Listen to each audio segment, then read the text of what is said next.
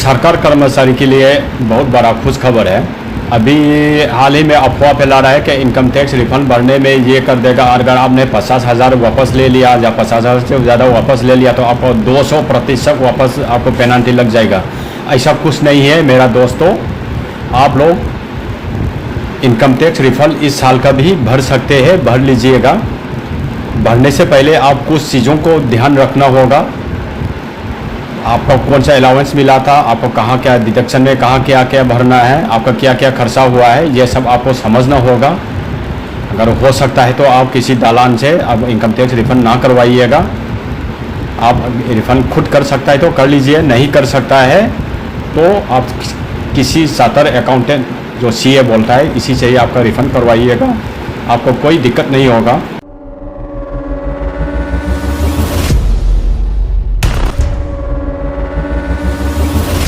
Income tax return भरने के लिए सबसे पहले नॉन टैक्सेबल अमाउंट अलाउंस क्या है वो जानना ज़रूरी है, जिसमें आता है allowance paid to UNO employees, दूसरा अलाउंस टू जजेस, तीसरा यूनिफॉर्म या dress allowance,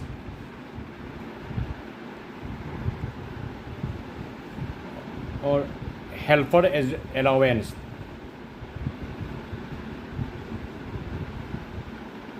non taxable amount को समझना बहुत ही ज़्यादा ज़रूरी है, अन्यथा आपका इनकम टैक्स रिफंड में बहुत कई सारे दिक्कतें आ जाएगा। इसमें मिसप्लेस वगैरह भी हो सकता है। और ये सब जानने के बाद आपका डिडक्शन क्या है, ये 80C डिडक्शन में क्या क्या है ये भी जानना बहुत ज़रूरी है। 80C ये सब जानने के बाद आप इनकम टैक्स रिफंड कर सकता है। सबसे पहले आपको जानना है आपका नॉन टैक्सेबल अमाउंट जो आपका अलाउंस के रूप में मिलता है वो सब क्या क्या चीज़ है और कितना रुपया मिलना था साल भर में, ये जानना ज़रूरी है। आपसे टोटल कितना रुपया काटा है उससे कोई मतलब नहीं है, लेकिन बात इससे है कि आपका टोटल ग्रॉस सैलरी कितना है पूरा साल असाइनमेंट ईयर फाइनेंशियल ईयर में ग्रॉस सैलरी आपका कितना है, इससे आपका इनकम टैक्स रिफंड भरने का निर्धारित है।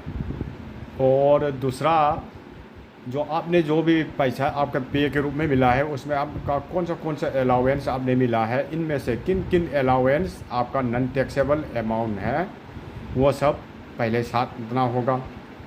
और उसके बाद 80 ये इनकम टैक्स का सेक्शन 80 डिडक्शन लिस्ट है। ये 80 में आपका कौन सा सेक्शन में आपका कौन सा पैसा दिखाना है। अगर आपका मेडिकेल का है, हाउसिंग लोन का है, आपका जीपीएफ हो, प्रोविजनल फंड किसी भी किस्म का हो, कोई भी इंश्योरेंस पॉलिसी हो, और ये एजुकेशन लोन, और आपका परिवार में कोई सीनियर सिटीजन्स है और उसके ऊपर आपका मेडिकल में खर्चा हुआ है, ये सबको आपको दिखा सकता है।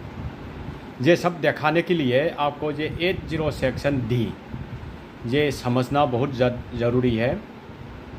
और इससे सबसे पहले आपका ग्रॉस सैलरी, टोटल साल भर का ग्रॉस सैलरी कितना है वो आपका फॉर्म 16 में दिखाएगा। आपका कौन सा अलाउंस आपको मिला था, किन किन अलाउंस का कितना रुपया मिला था, और उनमें से आपका किन किन अलाउंस आपका नॉन टैक्सेबल अमाउंट है, नॉन टैक्सेबल अलाउंस है, उसको आपको साधना है, उसको समझना होगा वो किस सेक्शन के अधीन वो नॉन टैक्सेबल है, ये समझना ज़रूरी है। सवाल ये है,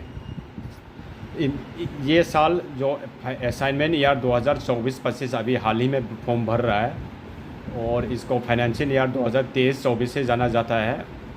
और इस साल ये इनकम टैक्स रिफ़ंड भर सकता है कि नहीं है, ये इसका सीधा सा एक ही जवाब है, इसका रिफ़ंड भर सकता है। आप बाकायदा किसी चार्टर्ड अकाउंटेंट या सीए बोलता है उसी से आप भरवा सकते हो।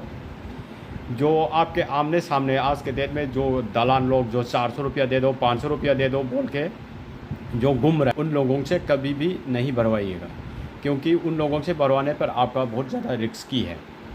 और सवाल ये है कि इसमें अगर हम कोई गलत रिफंड हो गया है तो इसमें का क्या पेनल्टी होगा। इसके पेनल्टी के लिए कोई निर्धारित नहीं है, कोई ये इतना % आपको वापस देना है, ये करना है, वो करना है, ऐसा कुछ नहीं है। जो आपसे आपने जितना भी अमाउंट आपने गलत रिफ़ंड करके पैसा वापस लिया है, बस वही पैसा आपको वापस देना होगा। लेकिन उसमें आपको जीएसटी वगैरह कोई हो सकता है, और इसके अलावा और कोई दूसरा पनिशमेंट भी हो सकता है। इसलिए जो भी आप रिफ़ंड कर रहा है, सबसे पहले तो आपको खुद को ये समझ लीजिएगा कि आपने कौन सा आपका पीए में कौन सा अलाउंस आपने मिला था, और उनमें से नॉन टैक्सेबल अमाउंट क्या क्या था, और आपका सेविंग प्लान क्या है, आपका मेडिकल खर्चा में क्या है, और आपने कोई ई व्हीकल, इलेक्ट्रॉनिक व्हीकल जो इलेक्ट्रिक से चलता है, वो व्हीकल ख़रीद लिया है, वो कहाँ दिखाना है। आपके घर में बुज़ुर्ग लोग हैं जो सीनियर सिटीज़न है, उसके ऊपर आपका मेडिकल खर्चा में कितना हुआ है, ये सब आपको रखना होगा। अगर आपने हाउसिंग लोन लिया है तो भी रखना है, आपने एजुकेशन लोन लिया है तो भी रखना है। और ये हमारा साइन एजुकेशन अलाउंस, हॉस्टल सब्सिडी, वर्दी या ड्रेस अलाउंस, जो नर्सों को ड्रेस अलाउंस मिलता है, इन सब का कोई टैक्स नहीं लगता है। आपको ये सब समझना होगा। और हमारा आने वाला वीडियो में किस तरह से भरता है, कहाँ क्या भरता है, वह हम आप लोगों को दिखाऊंगा। भरते हुए हम स्क्रीनशॉट करके लाइव में दिखाऊंगा कहाँ कहाँ कैसे भरता है। और तब तक के लिए हमारे इस चैनल को सब्सक्राइब कीजिएगा।